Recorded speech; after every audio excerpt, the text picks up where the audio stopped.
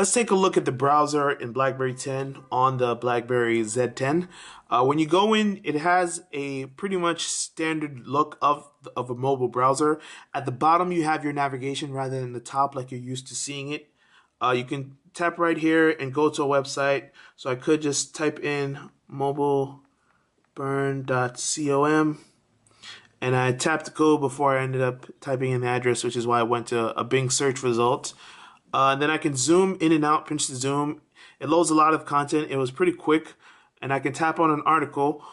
Let's say that, see, there's a lot of stuff on here right now. Let's say I wanted to get rid of some of that.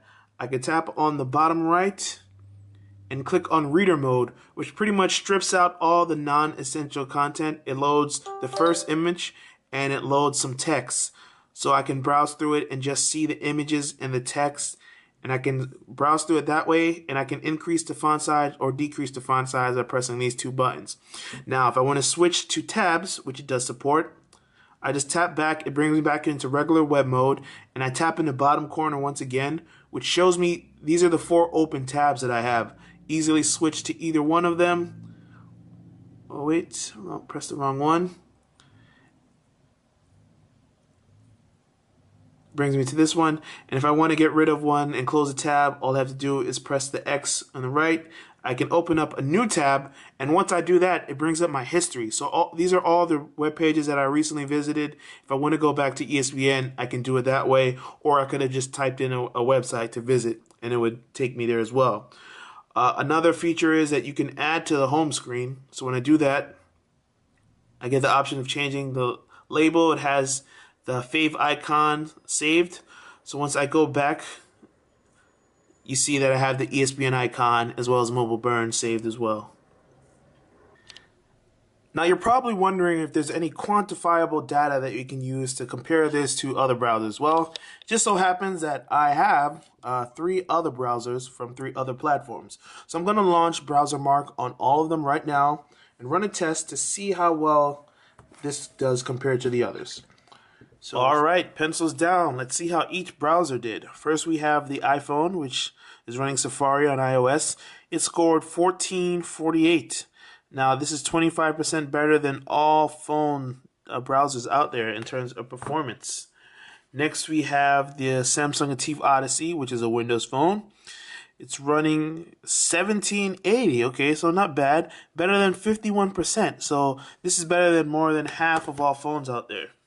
Then we have the Galaxy Note 2, which is an Android device. Ooh, and it really brings things up. 2366, better than 93% of all phones. So now you see that the higher end of the number, the better. So knowing that the higher the number is better, let's see how the Z10 did. Okay, let me go back. And whoa, 2382. So this was the best of the bunch. 2,382 in BrowserMark.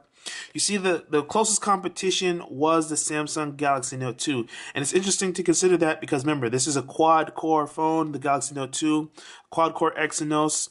This is just a dual-core Snapdragon device, but it still managed to best all of its rivals just with those 2 cores and just with the BlackBerry rendering system. So in terms of the benchmarks in BrowserMark, the BlackBerry Z10 was clearly the winner. Now keep in mind that the opposite is true with the SunSpider test. This measures JavaScript performance, and in this particular test, the lower the number, the better. So now we have the Z10 first, which has a 1963.4. So, okay, remember, lower is better. So as I go down the list, I have the Galaxy Note here with a 1054.5. Okay, so Z10 did worse than that.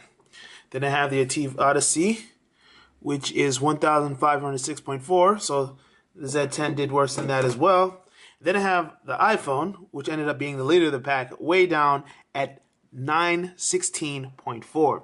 So you see there's a considerable difference, more than twice. The Z10 was half as fast on the SunSpider test as the iPhone was. So, you know, the score is not as good there. The Z10 came up short when it came to JavaScript. So the deciding factor we had to look at was ringmark. This tests basically a number of design languages on the web.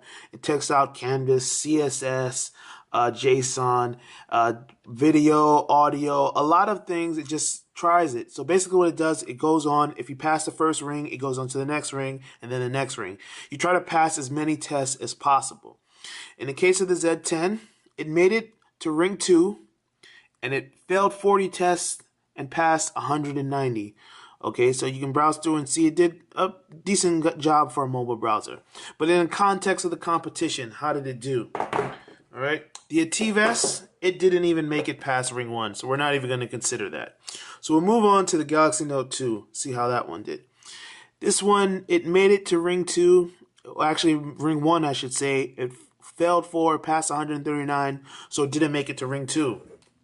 Now the iPhone 5 in Safari, it made it to ring 1, failed 8, and passed 141. So when you compare the iPhone and the Galaxy Note 2 to the Z10 made it further than either device. It's a newer browser. It did a good job with HTML5. It did a good job with CSS. So this is going to be a browser that can definitely keep up with the other options that are available on other platforms. Now, it's not going to be as good in terms of JavaScript, but when you actually use the browser on a day-to-day basis, you actually feel it. And my early testing, I haven't had any problems. It has moved quickly, moved efficiently, and I'd say that based on these benchmarks, it backs up my gut feeling that this is a very nice browser. You'll notice some interesting things when you go into the settings menu. When you go to display and actions, one of the things it'll ask you if you want to enable Adobe Flash. Now, we all know that Adobe abandoned Flash on mobile, but RIM went ahead and built it themselves. So if you end up viewing some Flash content, on the web, like banners, they're going to be there. Some video that hasn't been converted to HTML5, that'll be there, things like that.